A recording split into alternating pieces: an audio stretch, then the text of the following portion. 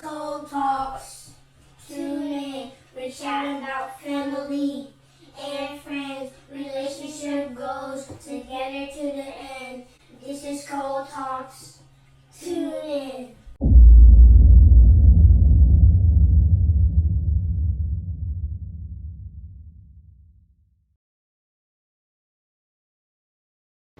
What's up, everybody?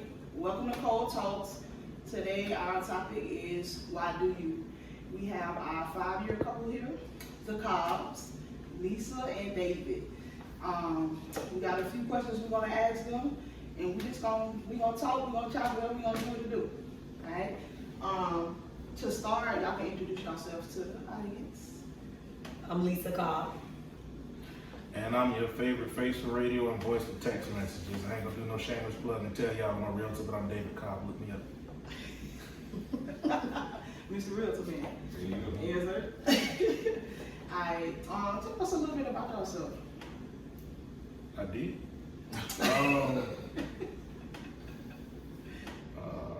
Yeah, 5 years married, 10 years since I got stalked. So I'm in real estate now. Firearms instructor too. You know, I ain't trying to take up y'all airtime, but in case, you know, still look me up. I'm pretty much in everything. You tell me I don't know what I want to do, but that's them dream killers right there. Yeah. They be hating. Yeah.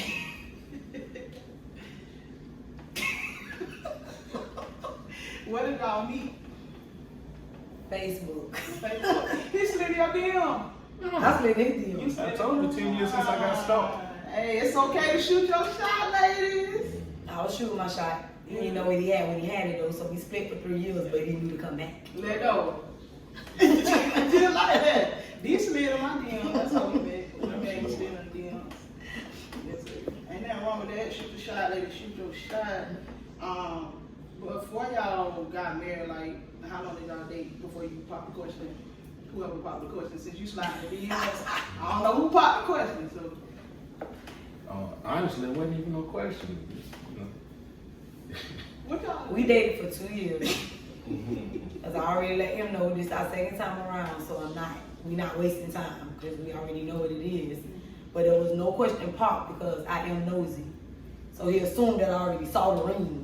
So he just got handed it to me like, yeah, let's do this. Yeah, I mean, You I'm a very unconventional person. I hate wasted time and breath. Like,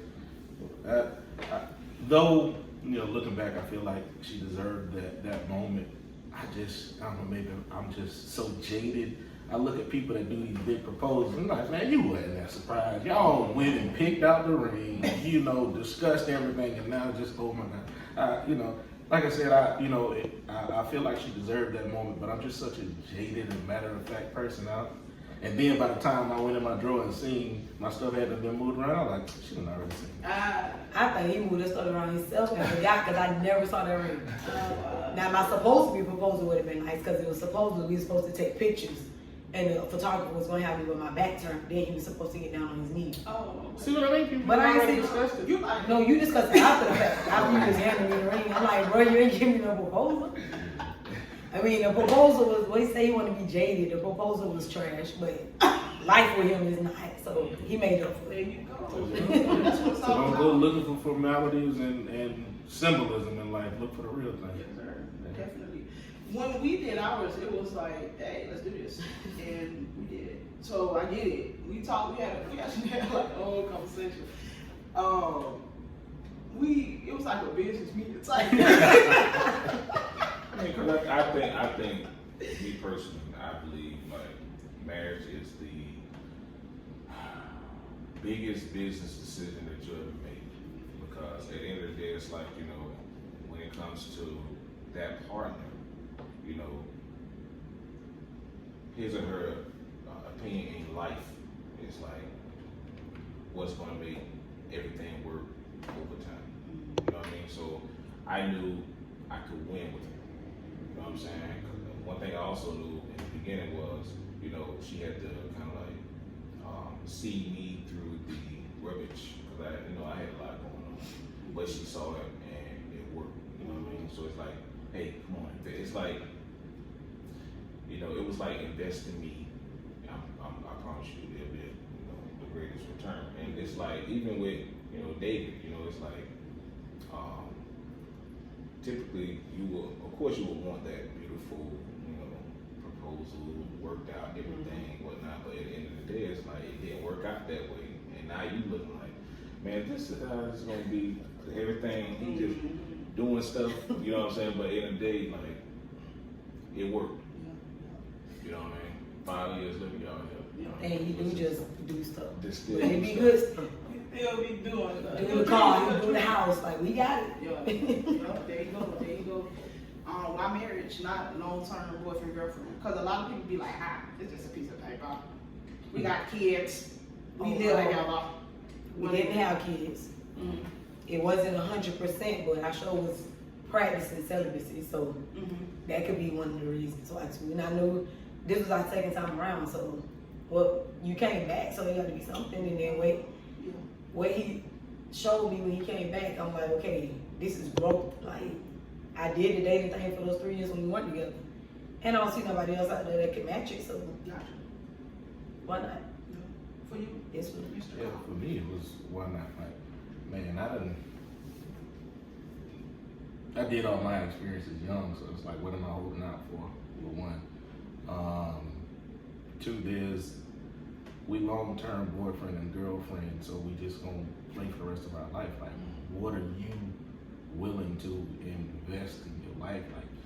Like D say, it is a business decision at the end of the day, because y'all go ahead and go through life, and in 15, 20 years, you end up on the obituary as a special friend. as a special friend. But you got some states where common law marriage, you live together for 10 years and you automatically marry.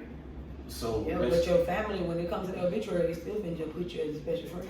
It's accidentally married, man. Accidentally married. You're gonna let the law make the decision for you.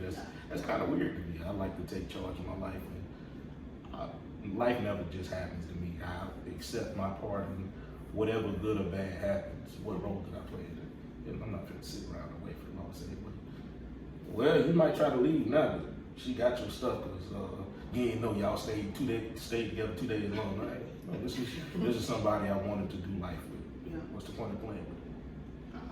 I like it. And then there's tax benefits to it too if you're actually making money. Yeah. But I like it.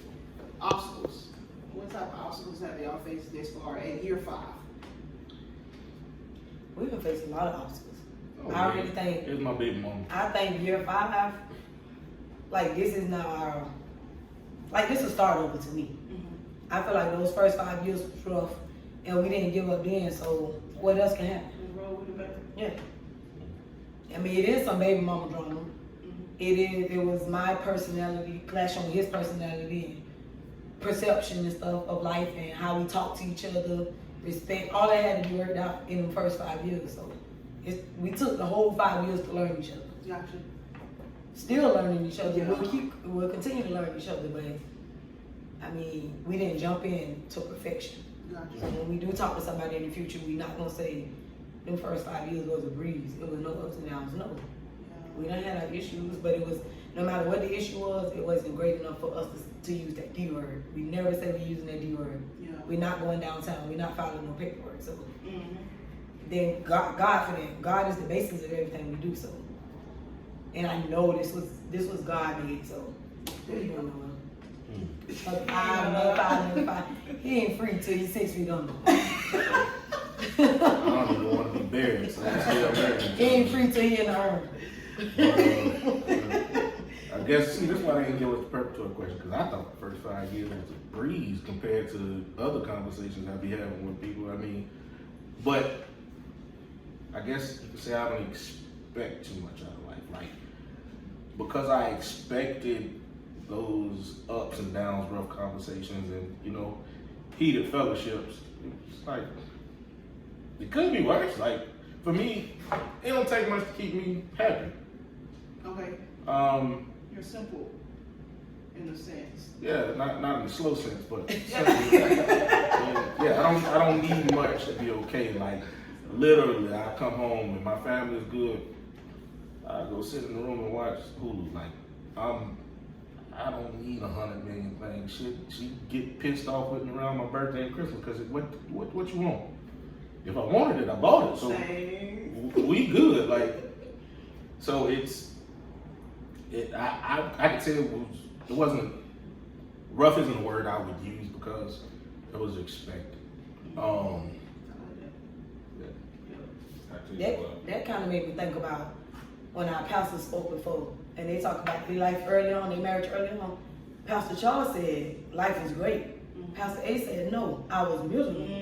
You thought it was okay for you to just go to work and come home and play your game and be in my presence and you're not in the streets. But I'm tired. I'm home. I'm with these kids. I'm cooking. I'm cleaning. That wasn't great though. So I guess we had to work on perception. Yeah. We don't think the same thing is okay. I was a It's stay-at-home all parent. good. Huh? I was a stay-at-home parent. Maybe I wasn't okay with going out there in them streets. Hey, Getting up. Mama, Watch you lay in the bed. Mama take care of me good. I ain't gotta work.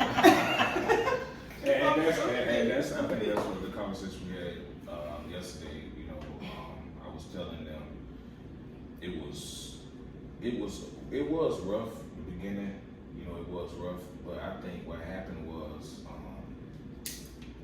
when you think it's rough, it gets worse. Because I asked them because sometimes you'll see a couple and everything is it seems great, and I think that's why a lot of couples probably don't want to do like the podcast. They're a little intimidated by it because I think what people don't understand is I personally the only pretty day that people can visually see in marriage is the wedding day. Everything else is a battle because you have especially when you have two strong-willed people trying to make two worlds collide to one. You know what I mean? And one biggest obstacle, I think two obstacles we faced was finances and when her mother passed. Finance-wise, we figured it out because, you know, we had to figure out how I was going to be a father, help her, and make the military work. You know, because everything depends on the military in terms of our relationship. But when her mother passed, that was different because I'm a fixer. I want to fix it. You know, don't. If you tell me we have a problem, I'm gonna fix it. That's man. That should be man. And exactly. And what happened was with her mother, I couldn't fix it because she didn't. It wasn't like something I could patch. You know, it was like she wanted to deal with it on her own. She mourned on, and it made me mad because I'm like, let me help you. Let me try to. And she said, no, I'm gonna fix this on my own. I'm on my own. You know, it's times where I'm gonna get ready for work. She'll go to the bathroom. She in the shower crying. It killed me because I couldn't do anything. And I tell people like sometimes in relationships, you know, you have to face all the ugly days to try to, you know, get the bigger picture, so to speak, in terms of like, long term, you know, looking at how everything works. Yeah. You know what I'm saying? Because I think over time now you know that person. Now you know, I was with you when your absolute lowest. What is that lowest moment? I thought the lowest moment was, you know, saying, bro, I need help, you know, help us, you know, make this house work. You know what I'm saying? And I'm like, okay, I'm trying to figure that out. But that's not a low, well, it wasn't the lowest moment. The lowest moment, she lost, like, you know, one of her best friends. You know what I'm saying? So, like, so I tell people, like, I feel like those first couple of years are the absolute worst because, you know, it's a constant battle. I tell people, like, when you see a married couple, you know, you gotta take your hat off to them because you don't know the struggles that couple go through every day to make it work. Because just like they say all the time, you know, she say, "Oh, you're a great man," you know. I'm a great man in your eyes because I choose to be. And she said, "You're right. You make a choice and you continue to make a choice." Every day you wake up, you make a choice. Yeah, I just want to throw that plug because say those first 5 years, I know it can be definitely a struggle. All right. So do y'all have kids? 3. 3 kids. How do y'all fit them like into y'all daily routine? What you mean, Phil? They just do. Don't leave. How do y'all do it though? Like, give me. I wake up in the morning, go. Well, we wake up in the morning. Oh, I thought she was gonna spit some bars. The oldest, right? The oldest is getting ready to go to school with him. The second one is at home with her mom. So we don't see her as often. The baby is home with me, and I get up and I take him to school. He pretty much picked the oldest one up from school. I pick the youngest one up from school. I take the youngest one. He has therapy and everything, so that's the busy life for the little one. Yeah, the other ones don't like to really get involved in too much. So it ain't like we gotta be that active parent. I mean, I guess I'm fulfilling my goal of being a present parent. So I guess we don't have to. I don't have to parent on purpose, kind of thing. I'm just present. So. So y'all just gonna act like man ain't the sheriff. He Running around the house. Gangsta. Okay. And what about y'all? Like, how do y'all fit y'all selves into everything as well? Like, cause y'all married, so how do y'all be a wife? You be a wife to him, and you're a husband to her, as well as routine with the kids. Like, how do y'all fit that into y'all daily? Dang, I 50 exact. We have no routine really. There's no routine date nights and nothing like that. We just, if we see something we want to do, that's what we do. Honestly, it's nothing we actually do on purpose. We just live. Okay. Yeah. I mean, which for me, that I'd say that's where we differ, because I live in the moment, and she's more Organized. More structured. Yeah. So like, she does one thing that drives me nuts. We want to watch a movie. She got to see the synopsis or a trailer. I just want to experience it. Like, I want to go in there completely butt naked, blind, and see what it is. I don't want no expectations. So if that shows you different, we could be looking at a show together. She's like, did you watch episode 3? You should watch episode 3 so you watch episode 4. I'm like, man, listen, I don't care if it's episode 6 and I ain't seen none. Let's just go. I can figure it Right. But he has to be questions. It's a million questions. It's only like 2 questions. Like, why is he not alive no more? One time I had to pause it and give you the whole summary. You could have kept on told that.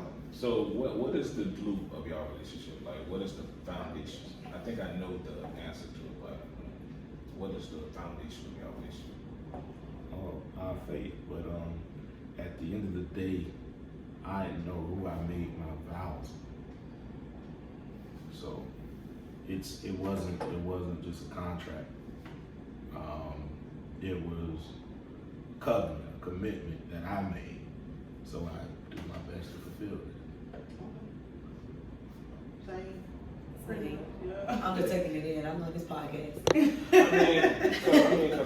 it's beautiful, and I'm gonna say, y'all, one thing about y'all relationship, and hear me out, it's a little intimidating to the outside, because marriage is a faithful commitment to another person. But when you intertwine religion into it as well, that's two uniforms that y'all choose to put on every day. You know what I'm saying? And y'all are a religious married couple. And they're young. It could be intimidating to most, but how did that work? So I would have to comment back on the religious thing. I'm not religious at all. I'm relational. This is a personal relationship thing. This thing is personal for me. So it's not a uniform for me. It's a lifestyle, because I know what I believe. I know what in my personal life allowed me to make these decisions. So I'm not worried about fitting a standard. So I can it's easy to live this life, because I'm not trying to fit what Facebook say my life's supposed to be. It's not a show. So, like, and I think that's the biggest thing in our relationship. You'll see more of her life on Facebook than our life. We don't live our life for anybody else. Like she wanted the big marriage. And I said, hey man, they asked me, what you want to feed? What kind of menu y'all want to put together? Y'all can feed them Negroes ham sandwiches for life. Because half of them we barely see, other half we don't like. And we still have to live after this. So we finna put on the show for y'all, but my show gonna happen, once we make it He ain't to care mad Orlando. about that. He was like, y'all can go. I know that I was waiting on for her to take her dress off. I told her my literal words was, hey, look here, it's your wedding. Tell me when to be and where to be, and I'll go get my hair cut. I'm not big on putting on no show. I'm just living my life. So it's not a hard standard to keep up, because when you spend your life putting on a persona on social media, you gotta live up to that standard when somebody sees you in person. If y'all see me on Facebook, I'm just me all the time. So when you run into me, oh, dude, this is you for real. Yeah. Clowns, sarcastic. We love each other. But you're right though with that big wedding thing, because I mean our wedding wasn't even as huge as it could have been. Like I say, he is my anchor. That's what I call him. Because if I didn't have David with me, I would go overboard too much all the time, regardless of what it is. The wedding, I would have went overboard if he wasn't my anchor. The wild colors I wasn't putting in my hair, I was like, I ain't gonna do that because David's gonna be ranking and stuff. Anchor. The way that I be wanting to handle that baby mama drama, this is my anchor. Like, I'm not even gonna show him the Hollywood Lisa. I'm gonna show him that this growth that I made is here, it's present. So like he kind of keeps me at bay. So the big wedding, we didn't even have it as big as I wanted to be. And then at the end of the day, I done told other people before, if I could do my wedding day all over again, I would go away, elope, courthouse or something. The most enjoyable thing about my wedding, the after the fact. When you tell somebody to come to your wedding, they don't like to show up empty-handed. So we had gifts. I enjoyed those gifts. But the best part about our wedding day was the vows that he wrote. And he could have wrote that without the decoration, without the color coordination, without the dress, without the suit. But to know that I see sarcasm a lot, or he don't get as deep a lot. And I mean, he even rushed the vows. We both did. We was tired, just up at the last minute. But it meant so much because it was so deep. So if I could take anything from my wedding day to keep with me, it's just going to be those vows. Well, I wrote them in the back Okay, of now, a t-shirt receipt. I don't care about none of the decoration, none of that. Oh, yeah? It was the words. Nice. Now, I was gonna ask, when it come down to your relationship your relationship and relationship in terms of being a parent, right? Because y'all so firm on what y'all believe, and I'm pretty sure it's the fabric of the family, it's the backbone of the family. How do you make sure that your kids are following that path and guidelines? So, Yeah, let me get exegetical. So the Bible said, train up a child in the way that they should go. That when they grow old, they should not depart from it. So that's another covenant decision for me. I ain't gonna force it on you. I'm gonna do like the Bible said, train them up, and then God, I'll put that in your hands to do the rest. Because you told me to train them. That's all I can give you. Like, what your decision is at the end of the day, I know I did my part. So like, even if they go get out of my house and do whatever they want to do in life, become mass murderers and end up in prison, baby, I know the part that I gave you. I know what I instilled in you. If y'all go out and tell the world that I've never done nothing for you, I don't feel bad one bit, because I know the part that I played. And that's in any relationship in my life. I don't care what you say, because I know the role that I played. So at the end of the day, I don't need no validation, verification, or awards. I did it because that's what I was supposed to do. And I take as for me and my house, we will serve the Lord approach. Because that's what I was brought up on. That's what I hear my pastor say constantly. I mean, like, on Tuesday nights, me and Manny don't go to church. because they don't have a nursery.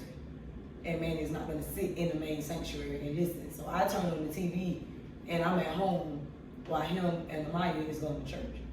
Now we did have a Tuesday just recently. Well, Maya was tired. She claimed she finna take a nap and she don't want to go to church. Okay, when you came home and said you was tired, it was like 3 something. By the time your daddy said something, get up at 6 something. That's 3 hours you could have slept. So when that time came, I said, put on your clothes, you're going to church. I wish I could be there, but because I'm home with Manny, I can't go to church.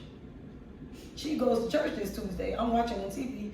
This is the first time I see her at interactive Bible study, standing up on the counter, answering something that's going on. Comes home with a book, a pen. She don't wrote notes in church.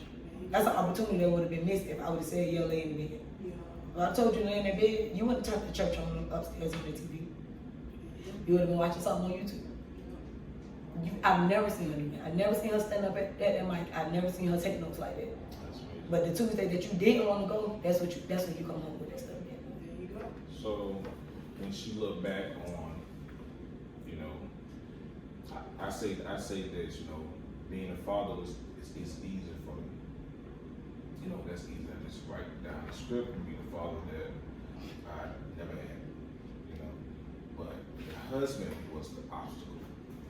I didn't see that. I saw being a husband from a lot of other people around me, a lot of other men whose friends, I saw guys who was married and how they treated their wife, and I loved it. And I said, I want to treat my wife like that whenever I get married one day.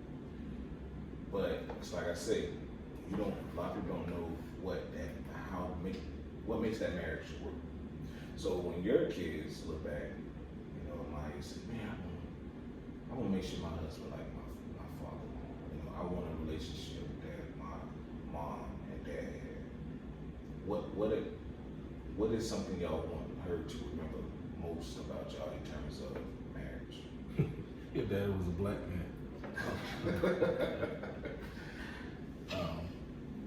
But that's the story. I don't even have to say, David. Honestly, I don't know. Live your life. That's how I feel about it. Because people say they try to be an example for their kids, but for me that still seems like too much pressure and too rehearsed. I'm loving my wife. That's it. That's all. So what I am gonna do is love her how I want somebody to love my kids. That I will say that, but to say that I'm living to be an example, I just said it not too long ago. The scariest place to be in life is on somebody's pedestal. It's just as sure as that sucker get the rock, and you got some people waiting to see if you're gonna fall, so they can say, "See, I told you." And you might have those 1 or 2 that's running to catch it, but for the most part, it's those people watching the rock, see if you're gonna fall, and which side you're gonna fall to. So I'm just living my life. Well, from a woman's point of view, I want Maya to see, go out and find somebody like him. He don't like to be on the pedestal, but you up there, because you're a great man. And then I want her to see him loving me. I want her to see him getting me the nice stuff, providing for us as a household. I want her to see him helping out in the house, because I don't want her to grow up and think, I'm supposed to do all this by myself. I don't want her to grow up and think that it's okay for the man to just be on the couch doing nothing. I don't want her to marry no stanks. Don't go find no stanks from Eureka Garden. Go find you a man, a real gentleman that's gonna do the right thing. What is the stank? You said the stank? Hood boys. No, Because she came home with a little boy and told me she liked some little boy named Stank. Oh, She was younger. Specific. She was younger, and it was just like, Stank don't look like he's gonna be able to provide now. But that's tricky though, because I think there's a huge misconception in terms of being in this situation. I think a lot of people look at it as, oh, Dee was in prison, Dee did this, Dee did that, Dee had a lot of baggage, right? And what happens is somebody said, oh, I'm gonna find me, you know, a fixer-upper like Dee. Lisa, it works. But what happens is, it's the man. You can take 2 of the same situations, and the only thing you have to do is replace the man. So what if Stank has potential? Think See- you disappear for 3 years like her daddy did and come back. See, In in terms of that, I feel like my kids shouldn't have no sexuality until they graduate anyway. That's just me personally. So I don't want you talking to no boy, no girl while you in my house. The only thing you attracted to is books right now. So to come telling me you got some boyfriend at all, you completely out of pocket. But that's just me. That's maybe my expectations are too high. 'Cause, you know, we in this woke generation where your kids feel like they gay at 3 years old and all this and that there. But the crux of my beliefs, you ain't attracted to nobody. Get yourself together, then what you do after you get out of my house is perfectly on you. I don't care. You can be one of them creepy people that buy a doll and marry it. As long as I did my part, I put the rest in God's hand. Because you said finding a fixer-upper and stuff like that, but you hit it right on the head. It's that person. I never believe in discrediting somebody's upbringing to determine where they're gonna go in life, because as for like parenting, I had a shirt made. My favorite thing to tell guys is be the man your father was or the father you wanted him to be. No excuses. Because like what I used to hear from somebody is, well, I didn't have a daddy, so I ain't know. But if you knew you wanted your daddy to play catch, go play catch.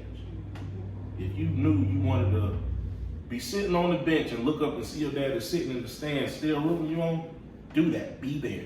But be that father you wanted. Don't use no excuses for anything else in life. And that's the same thing with being married. Like, I ain't got no good examples of no relationship. Like, I can say my grandparents was a good example, but I can say my grandparents was a good. I ain't had no good examples of a happy marriage. Well, yeah, a happy marriage, because my grandpa made it work. My grandma was happy. He wouldn't really speak on what he was thinking, but looking back on it, well, that joker was making life work. But in any sense, that's why I say I know what I want to see. I know how I want to see somebody love my sisters, how I want to see somebody loving my kids. So I'm gonna be that person I wanted to see. I don't know what it's supposed to look like, but if it feels right, do it. I want to ask you something now. Yeah, go ahead. We here. Blood run. You don't think you saying no sexual orientation until you graduate, get out of my house, and done gonna make them sneaky? If you do, don't do it in my face. Because I can't stress myself out wondering what you're doing. But I'm telling you, you bring it to me, we got a problem. I'm telling you, if I catch you, it's gonna be even worse. I got you. Yeah. So just don't do it. Yeah. I got you. I mean, so would you? My standpoint is, I mean, you got eyes, so you're gonna see them out there. Yeah, somebody can be handsome or somebody can be cute, but don't overstep no boundaries. Yeah. Know what you're supposed to be doing. Know that you're not grown. Still just focus on the books like your daddy said. And I would want them to understand that nobody's trying to be mean to tell you that. Like, we live. If I could have held on my virginity longer, I would have. If I could have X'd out some of them men that I done dealt with, or boys that I done dealt with, I would have. So as a mother, why would I sit here and want you to do the same thing? Yeah. Like, anybody don't see it from the standpoint. I'm not trying to be mean, I'm trying to save you. Gotcha. If I don't have to sit there and have you crying on my shoulders, don't make it happen. I'm trying to warn you. Don't do this, don't do that. Skip this part. Skip it so you don't even have to try to cry amongst yourself. I wasn't the type to cry on my mama's shoulder. I would have had to be the one to go in that shower and do all that crying. Thinking, oh, I shouldn't have did this, I shouldn't have did that. Then I had to be that young adult that started going to church and was like, life would have been so much better had I left him alone, had I skipped past that, had I focused more when I was in school, in college and stuff like that. Yeah. That's all we want. Yeah. So I'm not saying don't see it, Yeah. but don't act on it. I got you. Make sure you grow up first. I like that because saying, like, if you didn't have all those distractions, if I didn't have, speaking for myself, didn't have distractions that I had as a teenager, I probably would have graduated from Bethune instead of trying to run back home all the freaking time. You know what I mean? So, but, yeah. I mean, But it's the experience, you know, and that's one thing about it is like, you know, both of y'all said, people see our kid, they see Maya, you know, she's beautiful, y'all raising her right, you know, the stories that you have as well. Even with our son, people see, I mean, they look like they probably spoiled. Jeremiah and Marvin, from the moment they wake up, if I think about it, I'm going to tell them. I go right in the room and I tell them whatever, and it's up until the end. Everybody falls asleep in the house because I look at it like practice. You know, 0 to 18 is practice. I'm pushing in their head. You know, it's probably stories I tell them. At least like, hey, why are you telling them that? He's 10. But I'm like, he need to know. You know what I'm saying? Like, you know, he need to know this. And it was important for me to know them and personality traits. People would see Jeremiah and Martin, they would think that Jeremiah is the tough one and he's the boy, whatever, but Jeremiah he's the softy. He cared. Marley don't care. Marley would intentionally, you know, make you mad. Marley will say exactly what is on his mind. Yeah. And I tell him all the time, bro, your godparents, your mama, your grandma, you got that. Like this is how I feel. Take a look. What he is. That's my opinion on Jeremiah. Care. He care. If you feel like he hurt your feelings, Jeremiah, you want to know how you can fix it, whatever. And every day I coach them on how to handle that, because it can be good for you, it can be bad for you. You know, and I can't understand. I couldn't see one day them experiencing, you know, life the way y'all saw it, and me not being able to be there to help them guide through that. Because, you know, you going through a heartbreak, that's, you know, I don't see they get this heartbreak. But you going through a heartbreak, and that's you trying to navigate that alone. Yeah. You know what I'm saying? And I want to try to put a bandage on that as much as possible. And I'm going to tell you, like, I can't imagine him at, you know, 15, Jeremiah especially. You know, I don't think Marley cared. He was heartbreak. At 15, man, you know, I had a girlfriend there and I got my heartbreak. So that's low key approach I might say, like, hey, listen, bro, worry about school, whatever, because I don't want, you know, that heartbreak is gonna be tough. You'll be scared that they're gonna speak so much that you kind of forget that you do kind of need to rule with an iron fist a little bit, because you're not their friend, you're their parent at the end of the day. So I like that. I like it. We learn from each other, you know what I mean? I like it. We need to get back on topic though. One more thing about parenting. This is the big thing. And when it comes to the dating thing and all that stuff, my biggest thing is I want my kids to be kids. I tell people all the time, the dumbest thing I ever did was grow up. Be a child. I can't protect you from everything. You can't be naive forever, but enjoy this time where your only job is to get them grades right and do your chores. That's my biggest thing. And for me, parenting is like that Chris Brown versus Michael Jackson conversation. Who's better? Chris Brown is supposed to be better because Michael Jackson gave him that example. Yeah. I want my kids to be better. Like, my kids are entitled. You are entitled to everything in life that God said you can have. But what are you going to do to get there? There you go. And hold on. I got it. We got to get back on topic. Hold on, real quick. You know, I'm saying this to a parenting segment. That's good. You know, also because, man, it's about marriage. I mean, it got a lot to do with marriage, but we got what I was going to say. We definitely turned into a parent segment. Let's go to the next question. Hold on. So I got it. Oh Lord. So when you say your grandparents, you know, were they the older couple that gave you the best advice in terms of marriage? If not, who was the... I didn't know, in growing, I didn't know what to ask. I didn't know to ask. I just sat back and watched. Like I told Lisa, I built who I am based off watching 5 people. And actually 4 people, and the 5th person I didn't meet until I was 25. and he just passed recently, and it's just like my compasses are like gone. Because I didn't have anything. Yeah, because I used this analogy before. You know, back in the day, you see them TV shows where white men sit down on the dock with his son and say, "Hey, son, you know they fishing. Hey, son, grab me that bill," and they just get to talking. We don't have that experience. That's why I tell people I like to fish, but I'm not a fisherman. A fisherman can tell you, hey, when you go here, you need to use this kind of rod, this kind of line, this kind of bait. And when you see that rod do a certain way, that's either a turtle or a fish. I don't know that. I know I need a hook, some line, and some shrimp. But that's why I come back empty-handed. But you can be fishing in the same water.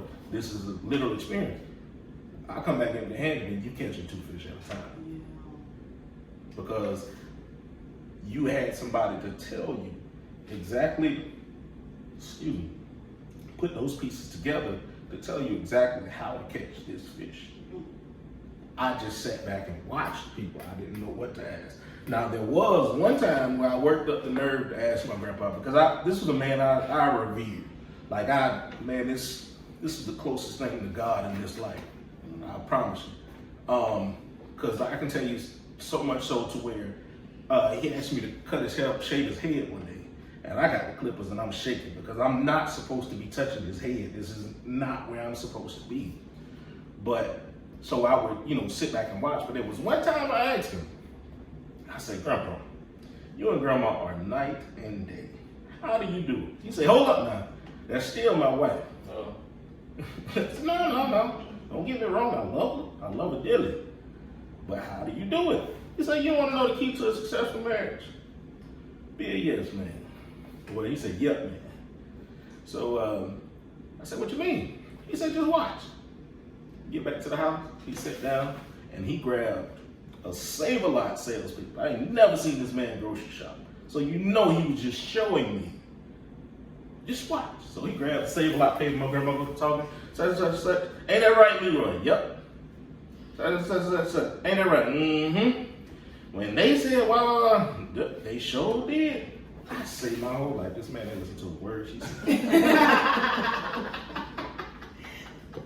I think, and that's because when it comes to advice, the only thing I've ever gotten was the cliche, keep God first, always communicate. Girl, shut up, you read that on the card somewhere. Shout out. What about you, Lee? What's the best advice you got from an Older couple. From who? older person in terms of marriage? I mean, I don't even know which older couple I would look at. Not old like his grandparents anyways. I don't have Somebody older. nobody. Like the one thing that could stand out for me though is my grandma. It was no talking. It was like pretty much like him just watching. And when she was with Buck, which was my mama's stepdaddy, so this wasn't even my biological grandfather, it was just seeing that she was there through the ups and the downs. Because my mama always tell me the story about, oh, Buck was the man at the store, this was his store, he did X, Y, Z, he walked from here to there. But when I met Buck, Buck was in a wheelchair. But my grandma right here with Buck. So I can imagine that it was at one point, Buck was the man and my grandma was sitting down resting, doing as less as she wanted to do, but then it was taking the turn, like you said, at 80-20. Diabetes got the best of him, so he around here with one leg now, so he's in a wheelchair. But they didn't push her away. She still was there. She still was that nurturer.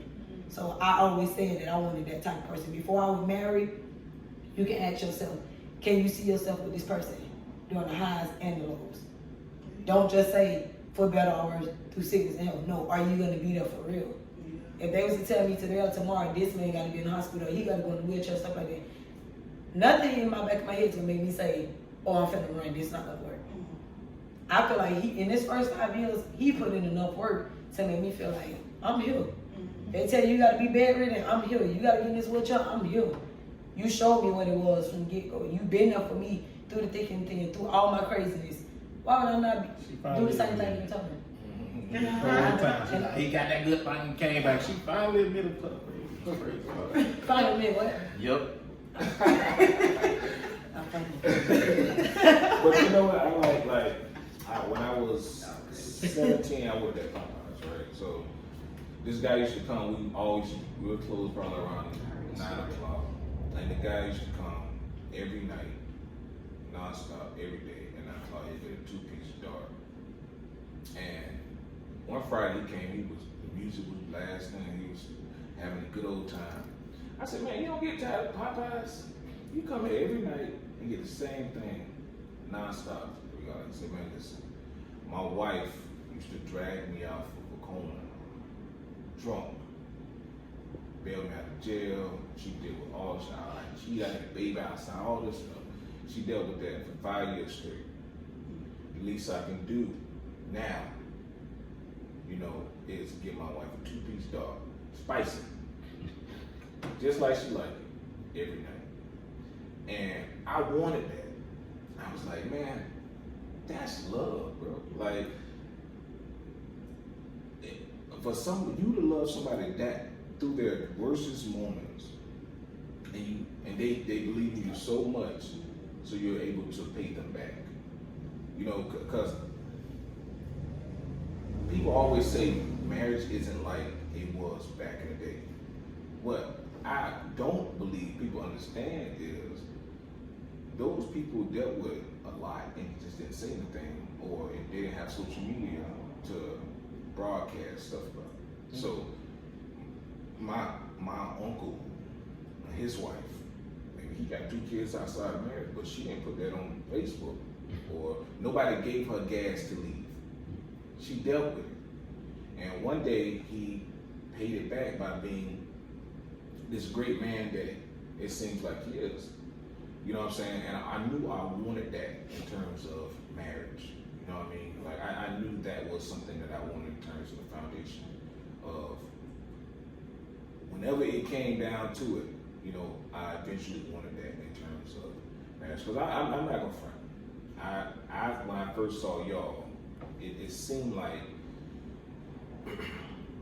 just like I think yesterday with the other couple, it seemed like Lisa was all personality and David just like this guy that sit back. But David, you have a whole lot of personality, you know what I'm saying? And like even like today, Lisa is just like yesterday. Lisa chill unexpectedly, and David is, the character. And I think that one episode that we had in terms of roles, and I say let everybody play it to their strengths. What a lot of people don't understand about our first episode, Lisa was like really nervous, and I took charge because I told her what I was not going to do is overtalk her. Like she I'd take over conversation quick, and she ended up being laid back. But what happened was, I had to at that moment take charge because I knew she was nervous. So, at that moment.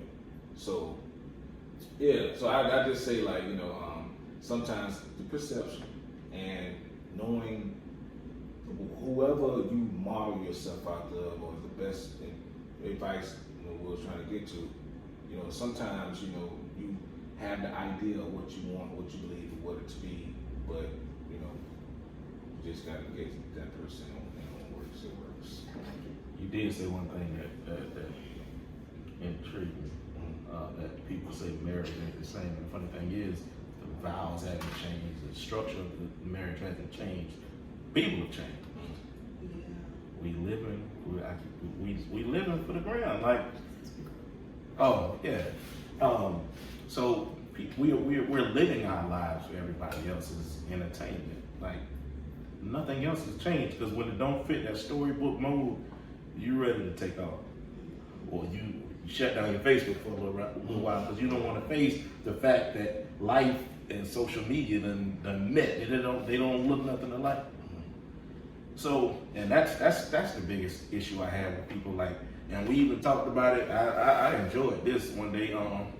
Somebody had a big old ring and all this and that there, and that thing didn't last. And I say, see, it seems like the bigger the ring, the shorter the marriage.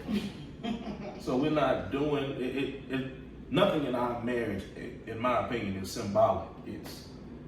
It's real. Like, we just living this thing out, and y'all just happen to be along for the ride. Let me just put this plug in here, because anytime I ever hear somebody say it ain't like how it used to be in marriage, they mainly talking about when the women was staying home and the men was providing. and the house costs $300. Yeah. That's what they were talking about. That's not the same. And then that comes back to the women's rights conversation. But Yeah. I'm telling you, that's the part that that's what everybody made me talk about when I hear that statement. It's the saying, don't tell me to sit home, but then you want me to do all the cleaning, all the cooking, all the taking care of the child while you go work, but what you gonna make don't even provide a lot. Like, no, it's not the same. So we need to change that structure in that sense. Yeah. So what advice would y'all give a couple who's like thinking about marriage early on in marriage? What kind of advice would y'all give them? You know about something? oh, I thought you were gonna start. I mean, I think Rihanna said best. Just live your life. Like, for real, don't try to fit no kind of mold, no kind of image, nothing. This is. What kind of advice would y'all give like a young couple or somebody who like thinking about marriage, early on in marriage? Just live your life. I ain't never said this before, but yeah, just live your life, like Rihanna said. Because anytime you try to fit anybody's view of what marriage should be, you try to fit your square peg into this round hole. It's never gonna fit. It's never gonna work, and you're gonna be too stressed out and trying to figure out if, dang, did I do this right or did I do that right? You know, is anybody gonna see this? Man, just live. You good. You know, take a break from Instagram and see what life is really like for a moment, and then you'll know what your marriage is supposed to be like. Okay, I like it. What about you, Ms. Cobb? The advice I would give is to make sure you're healed first and foremost. And then I would also say, like he said, live your life, but live your life and be authentic with it. Yeah. I remember when I was younger, my brother always told me, never trust what a boy show you in the first 3 to 6 months, because that's his representative showing up. So I would say live your life every day without that representative. The good, the bad, the ugly. Allow them to see that. Allow them to see you in all of your seasons, and you see them in all of their seasons. If y'all can come out of that on top after all is said and done, then go ahead, pursue the marriage, and don't shy away from marriage counseling beforehand. Don't shy away from any marriage workshops, any couples retreats, any kind of that stuff like that you see. Partake in it. Yes. That brings up an interesting question for me. Do you feel like anything would have been different had we done marriage counseling? Because we sure didn't do it. I just felt like, what you gonna tell me besides don't be an asshole and treat her like she's supposed to treat us? Yeah, I think our finances would have been talked about more. Child rear would have been talked about more. The gender roles would have been talked about more. Communication, and saying that we had a lack of communication for 5 years, so that would have been talked about more. And I'm pretty sure it's tough questions they would have asked that we've never asked ourselves. That's what we got from the couples retreats and stuff, because we didn't do like marriage counseling or anything, but every time it'd be like a couples retreat at work, because they, you know, the military, they try to be big on family as much as they can. We go to them and we learn something every time. Like, that's how we learn about the 5 love languages. Then we was meeting couples that like majors and stuff, so they've been in the army longer than I could even think of, and they rocking, and they married one time and stuff. So, yeah, It don't matter all these years, and like you said, y'all still learning, and y'all use double the hours. So always participate in this stuff, because you can never stop learning. Like, we had one. It could take your love to a new level as well if you participate in that type of stuff. Because we went to one before, and it was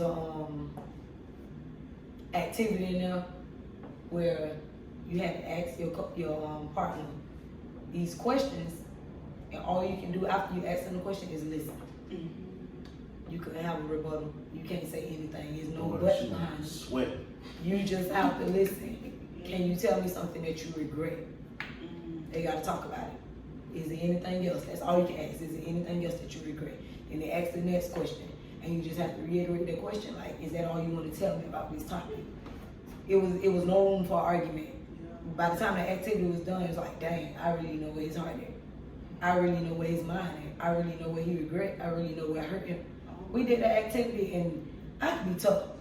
We did that activity, and whatever the question was, the answer was my grandma. And I just sat there and cried because I didn't even know I felt like that. But because you had to bring that out of me, and then there was no but, and then that conversation didn't fast forward, and we didn't skip past the conversation, I really had to sit in it and think about that and deal with it. We left that activity, we left that workshop, and I was like, damn, load this mess on.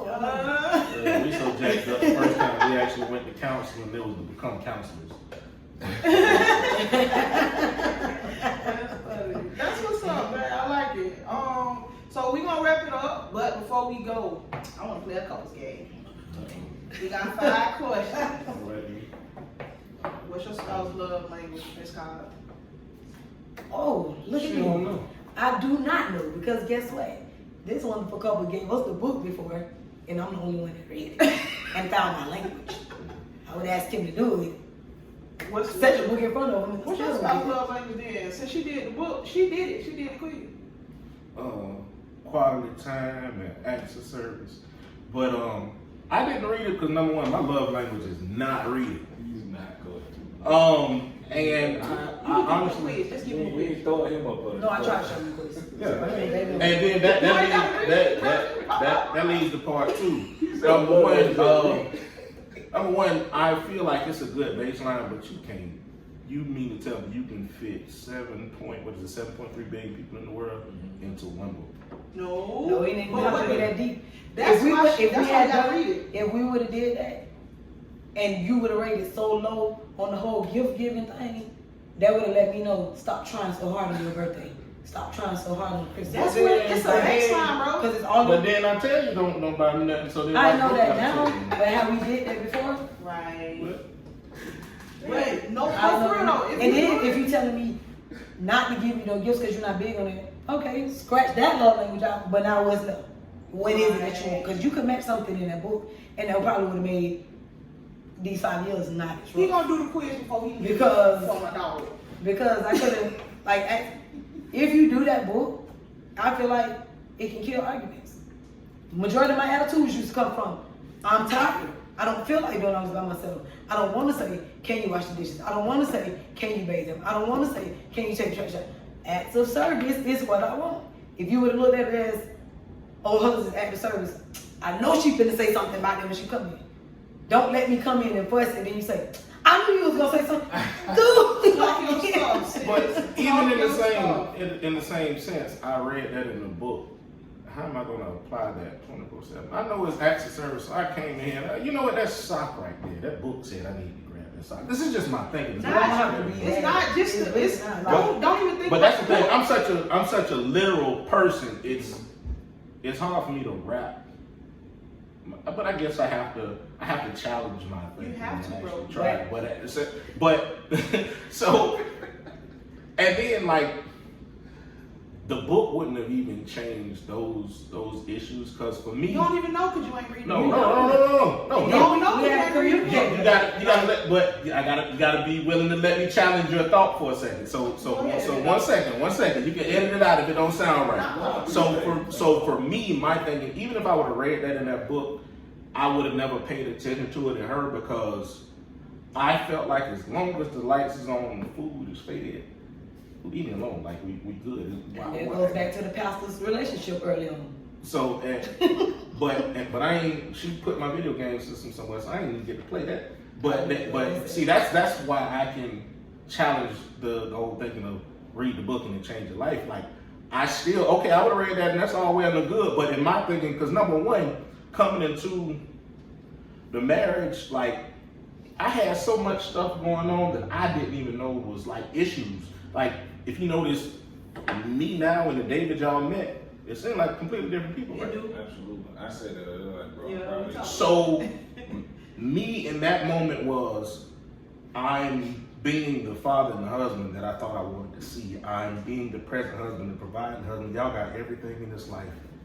Just give me this 1 second a piece. Like that's my own thinking. So I wouldn't have thought to wash dishes and all that stuff there. And I'm like, I don't like dishes. So the book gonna tell you that ain't gonna work. Hold on, because I got 2 It's points the to put out base. there. It's the base, not It's the the whole base. thing. Right. And I'm telling you, listen to me as your wife. I'm telling Maybe you, something not. I'm telling you, had the acts of service happened, that would have saved us a lot of arguments. had to ask, I'm putting it like this. Cause you be ready for the nighttime. You be ready for the clothes to come out. Cover the acts of service. I'm not too tired at night for this. Talk your junk. Then it's also a part of the book. Well, what was it when y'all did the little 5 love language thing? You mentioned something about Your love tank. no. You mentioned something about your time, whether it's the time with him or the time by yourself. The quality time. I would know that you need that time and that peace by yourself because the bills are paid, the food is on the table, all this kind of stuff. That could have shown me that. I could have made that stand out really more. do, Because I hadn't heard that as clear until you just said it. And I'm gonna tell you like, because you seem like Jaleesa in our relationship, right? Because I remember when Jaleesa used to come home from work, and I used to be amped. I'm like, hey, what's on? She would look like, you know what I'm saying? Like, you know what I mean? But what I learned was, I need 2 seconds. she need that time. I need 2 seconds. You know what I'm saying? And I'm not a reader either. Like, I used to like have to put the answers. I was just marking stuff, and I was like, do you like gifts? I'm like, that's a good question. I actually like this. You know what I'm saying? But just like on my birthday, I don't care about birthdays. I don't care about Christmas. I don't care about none of that stuff. But it's important to her. She wants cakes and stuff. That's stupid to me. Like, why do you want a cake? Like, you're not 3. But that's important because that's what it was raised on. It helped me understand how to love her because she would be around doing laundry, stuff like that. And I'm like, hey, come on here, sit with me. I'm throwing feet on the sofa, you know, and she's like, I'm doing something. You know what I'm saying? I'm like, hurry up. Or something. You know what I mean? But what I realized at the end of was, the day, if I don't do the laundry, what you gonna go to work in? They're a little stupid. I that ain't got no drawers. mattered to her. Hey, she was different though. She used to do manage at her clothes. And I was like, dang, I ain't got no drawers. I guess I need to do a load then. That sucks. You should have helped. Should have did the Hey, but she would like, If I had to do our drawers, it's because I'm looking like, bro, you been home all day. All my drawers should have been in there. Like, and she would like pull my clothes. Like if I threw it in the washer and stuff, I used to get so frustrated. Like, man, I was throwing my stuff in the wash. Like, why wouldn't you just get started? No, like I think she's just being petty. All right, don't worry about it. I'll wash it. a little bit. It's the same thing with her, bro. Like, I probably want to be in pain. It's probably like I know all our stuff need to be washed and your stuff taking up the space. So let me figure out. bro, But you'll be home tomorrow to wash she it. would do the laundry, pull everybody's clothes Sell up. bills. And I walk in the living room like, Oh, I put why my clothes on the sofa? She like, you need to fold them up. I'm like, all right, well, let's Because I had been sit on doing the sofa. laundry, and he was sitting there watching TV, doing whatever. I'm tired. Again. Man, We're when playing I the game, fold hours clothes of around, video so game, cool. and I'm like, I washed them.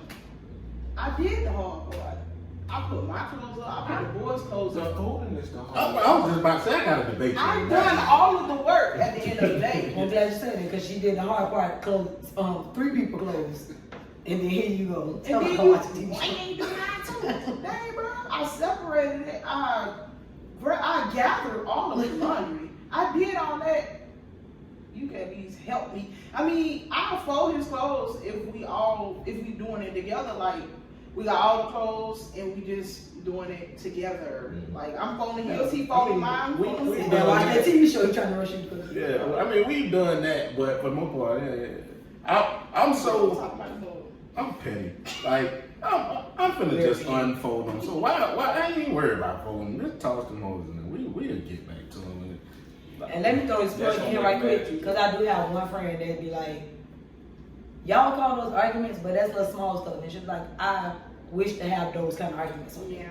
I don't want to have the arguments about cheating and stuff, but if y'all heated fellowship is about who finna fold some laundry and stuff, she was like, I'll take that any day over. I gotta worry about what this man is, and is he cheating on me and bringing me something back or making a baby on me. So, this ain't nothing serious, y'all. Yeah, we just. Alright, so there get it. Alright, long story short, take the quiz. Next, what's something your spouse like to eat that you cannot stand? Sushi. Sushi. Crabs. Crab?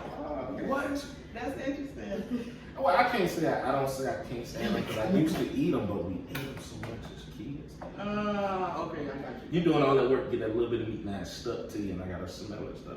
Oh, damn. When So- you go wash up. So it was so bad, it was every Wednesday thing. Now I don't even know. We just get to it when she said I'm in the mood for it. Yeah. But it's not like it just boils my skin type thing. It's just like, man, crab Again. And then the house smell like it for a couple of days. Especially if you cook them. Alright. So who fell in love first? Ooh. I would feel like David did. Fell in love first. I feel like it was David. Why you do the ooh? I would say I don't know. Who said it? Who said it first then? Still don't. I don't know. I be trying to mix in like that first go round, then the 3-year break and then coming back. But I don't know. I know the first time around he said it. He said it first. Okay. Well, what I did mean you actually say when didn't you match, said it? but he said it. What do you say when you said it? I'm pretty sure I said I love you. Said I love you too. It was genuine. But the crazy thing about our relationship the first go round, when I look back on it, to me it was terrible. But it couldn't have been because I never forget when Jaleesa was like, David, I remember you told me about David, man. This and that, like it was going. I'm like, but then I told you, because I felt like it was a lot of mess, and we only lasted like maybe 5 or 6 months. And the mess outweighed the happy times, but I knew the happy times were there, like They were good. that. I wouldn't even say fix it up, but I knew I saw his potential. Mm-hmm. So I guess maybe that's what I would have helped also. But I knew it had to be some good times because the excitement on Janice's face when I say we was back dating, I'm like, what the heck, it had to be something there. And kind of partially I knew something was there because I can tell you one thing that I did when we broke up that first time that I've never done in my life. If I broke up with a dude or whatever we broke up, I would bash him. We all kind of niggas and bastards. I can't stand them and stuff like that. That first go around, David broke up with me. There was no bashing. And I found years later, probably a couple years before we started back dating, when we broke up, I wrote a prayer that was a page and a half, front and back, for him. And I remember in the prayer that I said, cover him until he get back to you. Because the man that I met was not who broke up with me. I know it was a bunch of stuff in there, but I know that part I said, cover him until he get back to you. This is good. Because I like it. So I know that made a difference, and I knew that's what made that second time around not so hard. Because when he came back, he said, on a scale of 1 to 10, how much you hate me? And I was like a 3, because it's not that bad. And he was like, all right, can I take you out? You had to be good because I don't like people. Like if something happened and you know this, if you would have did something bad, I would have held that to your head forever. So when she mentioned you again, I was happy. Like I really was. So I know we wasn't there. We don't know exactly what y'all went through, but the things that she said about you were good. So all right, let's go. So, who spends the most money? Than me. No, David. Who spend a lot? Who will swipe their card the most would be me. But my purchases are always a lot smaller. David see the big, like David is the investor, so he like all the big stuff. Yeah. Like he can look at me and be like, "What's at the door now? What you gonna order now?" Because he see his Amazon email going off. I'm like, "Oh no, it's just a little something, look, $20 here, $30 here." Or I go to Dollar Tree. Man, I hate that they didn't put that little quarter to go with it, but I go to Dollar Tree and I spend them little $20, $25. I'm like, God damn, I got these bags. They about to say something. Meanwhile, David be like, I just ordered this truck. Like, go pick it up. Truck! Like $200,000 purchase. I swipe a lot, but David can do that one, insert that card number, and be like, we about to have a truck in the driveway. Like, type of thing. And you agree? That was definitely. Last question. Most embarrassing moment that y'all had together. Y'all shared together? Yep. Yeah, as a couple. Yep. Embarrassing? Walking in sand and she started pissing herself, I guess. I was finna have many. Whatever that thing. It didn't even break then. It was the plug, the cord, whatever. Yeah. That mucus plug came Yeah, out. That's what it was. Mucus plug. We wasn't embarrassed. Nobody didn't know. Yes, I mean, but No, I can remember an embarrassing moment. Oh, okay. Well, I mean, it ain't embarrassing because nobody was there. But we laughed about it. I did. Remember we was in the room, we was on Bronson Lane, and I tried to stand up in the bed, and the ceiling fan was going. Ceiling fan got to caught my head a little bit. That was I mean, for me, I can't. You was in there doing tricks, man. Bop. Yeah, no chandelier. It's a $63,000 house. I'm offended. No, I wouldn't. Yeah, the most embarrassing moment for me is like when I look at my baby mom. Like, why was I drinking so much? We gotta be embarrassed together for that. Just know when you put the ring on, y'all gotta be in it together. So I was a staunch drunk. That's what I said.